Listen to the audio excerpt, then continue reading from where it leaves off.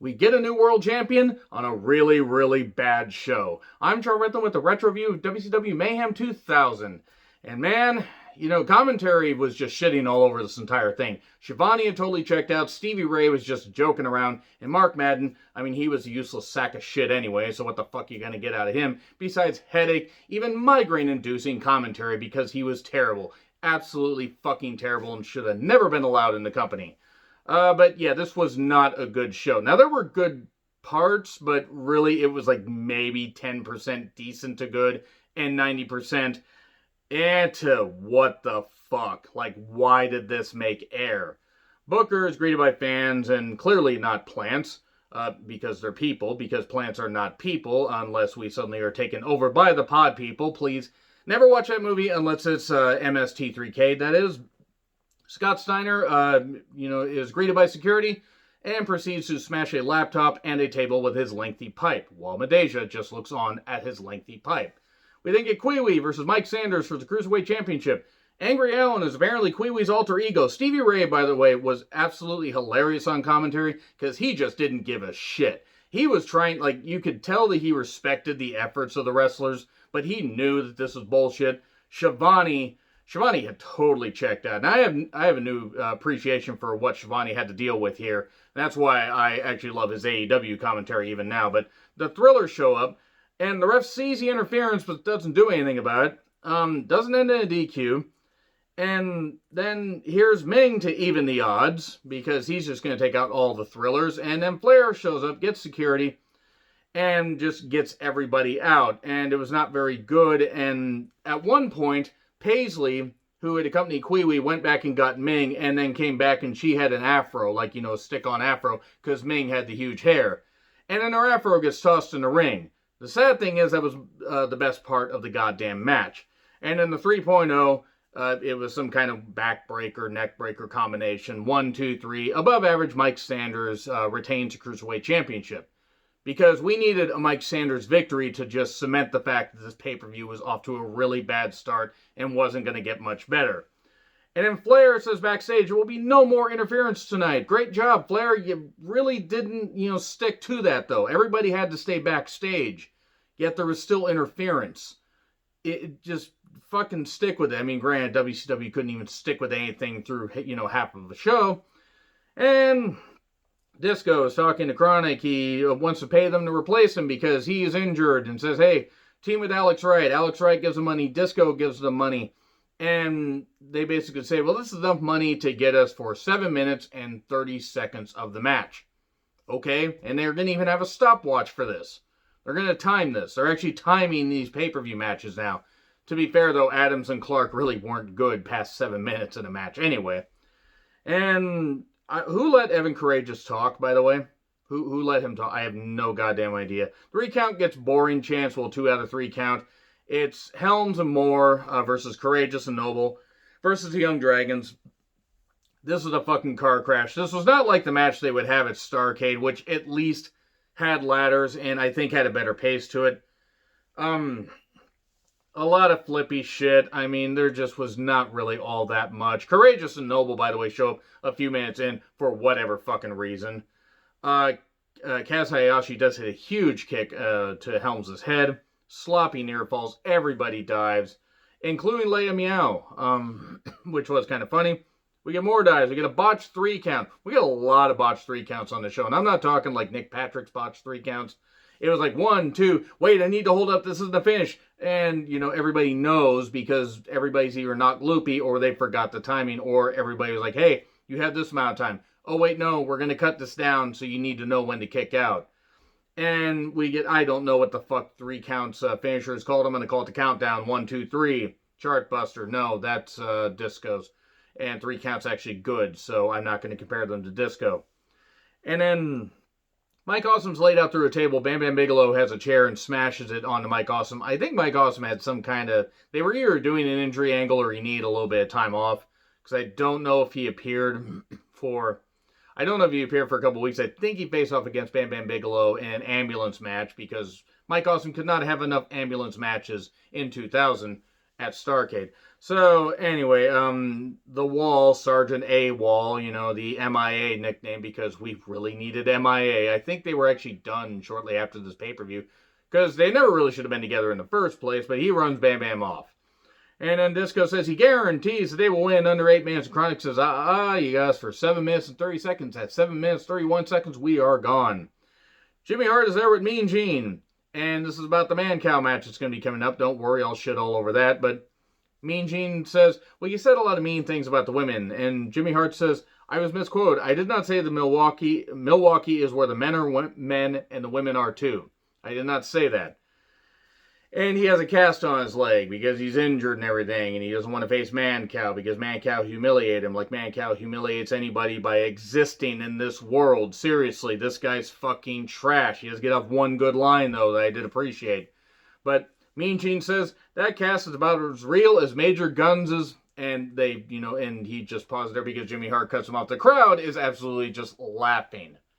This is where wrestlers were just like being laughed at, and everybody's being laughed at because WCW fans were like, well, we saw the lows, we saw it rise up, and now we're like, what the fuck are we even watching? And the ratings were tanking out, just tanking at the bottom. Man Cow was some idiot, some guy, I don't know who the fuck they were, and I don't fucking care. Versus Jimmy Hart, it was 90 seconds, and this felt like it took like an hour. Man Cow did knock Mark Madden first, so I will, give him credit for that because, let's be honest, Mark Madden deserves to be knocked. And we get just horrible antics. I mean, and Jimmy Hart knows how to work manager matches, but Man Cow ain't an athlete or evidently much of a human being. The recount and the goofs try to interfere, and it's an absolute goddamn mess. The cast gets removed from Jimmy Hart's leg, and then eventually Man Cow gets the victory, and this match was atrocious. One of the worst pay-per-view matches of the year. Might really be up there. Not that I expected this to be good, but good God, it was fucking terrible. And then Crowbar checks on Mike Awesome. We get a stretcher job for Mike Awesome. And then we get more backstage stuff as people try to fill time. Bam Bigelow is being talked to by Lance Storm. Why? We get to find out why a little bit later. Crowbar versus Vito versus Reno. Hardcore match, it was a mess. There was one point where a traffic cone was brought out, and Giovanni says, oh no, not the traffic cone.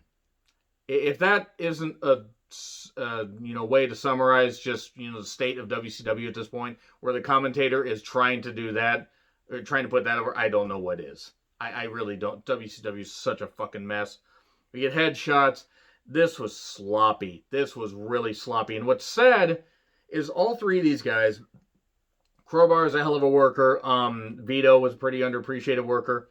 Reno I'm not that familiar with, but it's like having seen enough of him, in WCW, at least he seemed like he had something. I mean, he didn't have much of anything beyond like a few years, but it seemed like he had at least something you could build on, like, and steal maybe a few pay-per-views with as a mid-card monster heel. But then we go backstage, we get a table bump. Vito's sister just shows up. Pretty beautiful woman, by the way. And then I don't know why she's there. And then Crowbar hits Reno, hitting a chair into his face to get the victory. I don't know why she was there. I don't have a goddamn clue. And Crowbar gets the victory. So Mean Gene then interviews Miller and Mrs. Jones. And Miller says, basically makes an offhanded Viagra joke. Mean Gene says to Mrs. Jones, a little shot of vitamin Gene will keep you up all night. Mean Gene, the horny old man that he was, but you know what? It was funny. At least I hope it was just a joke. Kidman and Ray versus Chronic and Alex Wright with Disco. Tigress joins commentary, and I officially hate this pay-per-view with the passion and the fire of 1,000 suns. I don't know why Tigress irritates me, probably because she sounds like every stereotype there ever was in a Mexican soap opera rolled into one. And the worst types, not even for comedy, she just sounds so fucking stupid and so fucking fake. Disco, though, was honestly the worst part of this, because Disco's the worst part of anything, because Disco should never have been in wrestling and never belonged there. So, it never belonged near a ring, in a ring, around a ring, within 500 miles of a ring. Put him on the goddamn moon. By the way, everybody flirts with Tigress on commentary. You know what? Never mind. Everyone mocks Disco, as they should have, and Chronic was dominant, but, Alex Wright had him for only 7 minutes, 30 seconds. Eventually, time's up, they leave, and the two filthy animals, Ray and Kidman, take over on Alex Wright, right in the schnitzel, and then Nutcracker Suite 1, 2, 3. Okay, cool. This is what they brought Alex Wright back for, huh?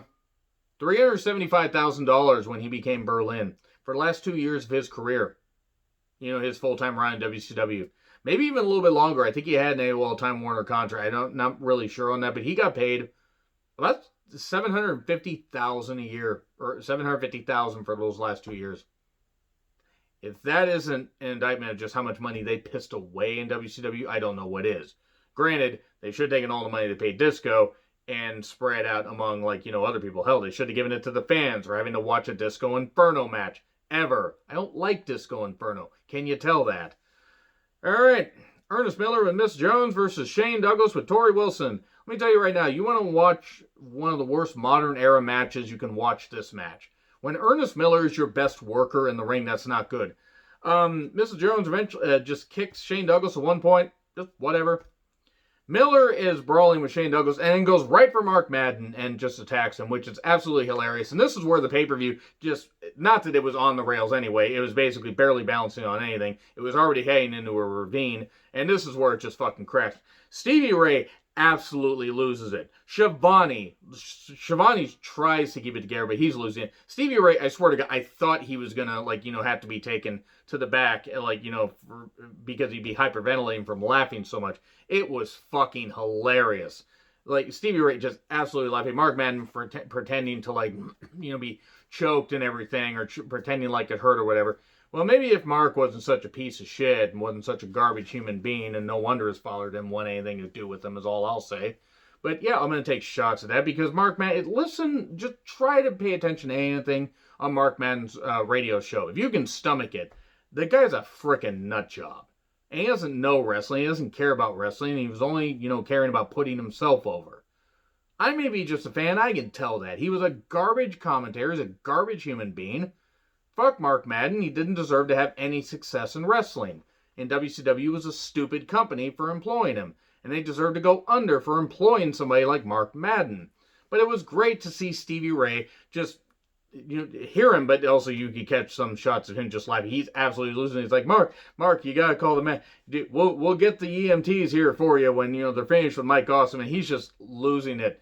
Fucking losing it. The match, by the way, is an absolute dumpster fire, as you would expect to be for a Shane Douglas 2000 match, because Shane, by that point, even by 97 couldn't really do anything, but he really couldn't do anything by 2000 for a variety of reasons. And Torrie Wilson, for what she was worth, not much at that point, and not really much ever, she tries to, hell, Mrs. Jones was a better goddamn athlete. We get a loaded punch, but we get a foot on the rope. Okay, so Shane takes that chain, that was right next to a junk, and then hits somebody in the face. Hell, I'd want to stay. I'd be like, you know what? I forfeit the match rather than taking somebody's junk chain to the face. And then we get the loaded red shoe. There's no place like home. There's no place like home. Man, I think everybody watching that in attendance wishes they were at home. Somebody's home. Who knows? And then, yeah, for 3, by the way, Miller wins. And then, they dance. And then Hugh Morris says he will beat Lance Storm. And then they have the Blood Runs Cold, but this time Blood Runs Colder. They're going to bring Glacier back. Now, let me say right now, the guy to play Glacier, I believe his name is Ray Lloyd, if I recall correctly. I think he appeared in Ring of Honor for a little bit, briefly, a couple years ago. And he wrestles on occasion. But the fact that they thought that gimmick would work the first time was really bad. I mean, Turner had, I think, gotten the Mortal Kombat video library. The fact that they thought this was a good idea was really, really, was just going to shoot him in the goddamn foot. He was never going to be able to succeed. The funniest thing is, though, his commentary's taking the piss out of it. Because they were like, well, this wasn't a good idea the first time. And he was only around for a little bit. He was cut sometime in 99, September of 99, and then was suddenly brought back in the dying days of WCW. He'd been working independence, I think, for Dusty's wrestling promotion, but I don't understand why. I don't understand why I don't get it. I don't even have anything against the guy, but the gimmick was shit. We then get Ric Flair talking to Bam Bam Bigelow because Bam Bam Bigelow was supposed to wrestle Mike Awesome. And he says, Bam Bam, we've got 10,000 people who paid to see you wrestle tonight. Ric Flair said that. The capacity for that event was 3,800. I'm not sure if Rick was just thinking the amount of drinks he had in 2000, but 3,800, 10,000, you're a bit off on the math there. The Wall versus Bam Bam Bigelow. It is scary that both of these guys would not make it out of this particular decade. Wall would die in 2003. Bam Bam was 07, I think January of 07. Real shame, regardless. But it's just kind of eerie. And Bam Bam, it was really hard to watch Bam Bam at this point because he was so wiped out. He was overweight. He was beaten up. He'd had so many goddamn bumps. It was really scary to see this. We get a table in there at one point. This match is really bad. We get greetings from Asbury Park and 1, 2, 3, but then Bam Bam pretends to be hurt. He's passing out and everything. Oh no, he's hurt. The sad thing is I actually thought he might have been dehydrated because he didn't look all that good. But he's pretending. They do a stretcher job. They go backstage about Bagwell saying he tried to say cervical disc. He said cervical disc. On a live pay-per-view, they didn't tape this stuff. If they had taped this stuff and they left that in, they're fucking idiots. Man. But, Buff had neck surgery. And he's going to beat Jeff Jarrett. And then Bam Bam gets stretchered out. And then we get Lance Storm with Major Guns versus Hugh Morris. And suddenly, miraculously, Bam Bam Bigelow is back up, attacks Hugh Morris. That's the plan. It was a great hatched plan to use Bam Bam Bigelow trying to do a stretcher job to gain the advantage over Hugh Morris. And here's what it did. Fuck and all, because Hugh Morris won, despite Major Guns' interference. Remember that whole thing about no interference? Well, Major Guns kept interfering. Oh, sure, she's a manager. No, she was fake tits. That's all she was. She wasn't made to be anything more on the show. That's all she was presented as. And she wasn't even useful. Oh, she could breathe, and she could give mouth to mouth and do some stuff and everything. Yeah, yay. Good job. Good job, honey. You managed to do that. But yeah, no laughing matter. Which was more like he just caught him with, a flying headbutt. Like, because he completely overshot him and just hit, his head on Lance. And Lance sold it. We get a new champion. Mike Sanders then says, the security team home. By the way, this is what I gotta say about that. I'm not ripping up the notes because this pay-per-view isn't worth ripping the notes up for, but it is really bad. Starrcade plug, the last one. Thank fuck. I don't count the WWE versions because they aren't Starrcade. Jeff Jarrett versus Buff Bagwell. Why did this get 11 minutes? Jeff Jarrett matches, especially on pay-per-view, always felt like they were twice as long as they needed to be. Except the occasional one. Like the match he had right before he left WWF the first time. Well, the In Your House in July where he faced Shawn Michaels for the Intercontinental Championship. That was a good one. That was one that deserved to have that much time. But often Jeff Jarrett, he always thought he was better than he was. He was a mid-card act at best.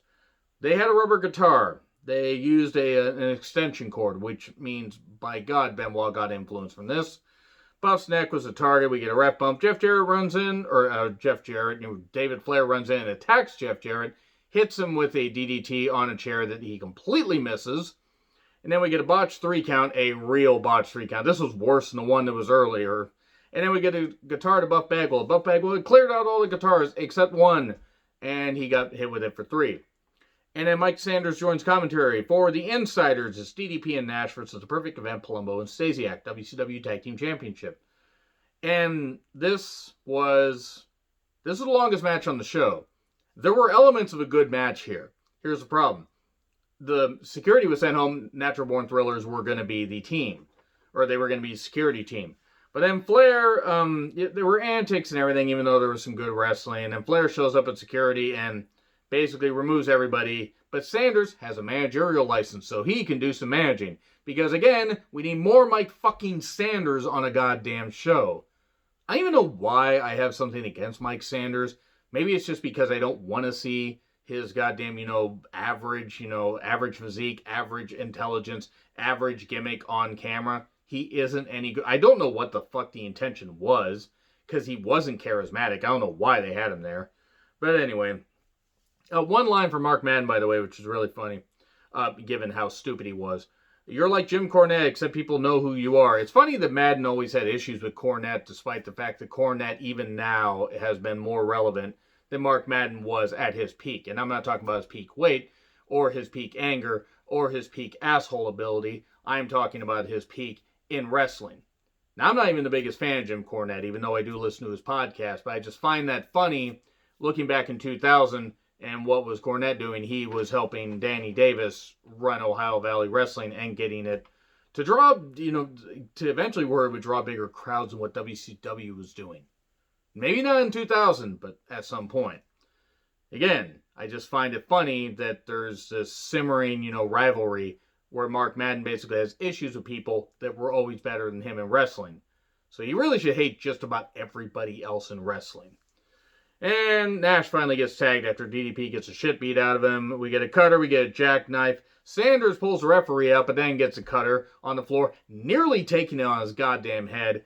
And then Nash covers 1, 2, 3 because the referee gets back in there. New tag team champions, Nash and DDP. Can't wait to see where these young kids go. I know why they did it, and it was the right call, but I think they lost the tag team titles at Starrcade anyway. Luger, you've never faced a more natural athlete, or an athlete as pure as me. Luger, there are a lot of things you are, but pure is not one of them. I made you, Bill, and tonight I will break you. I will end you. Luger, when did you ever make him? When did you ever make Goldberg?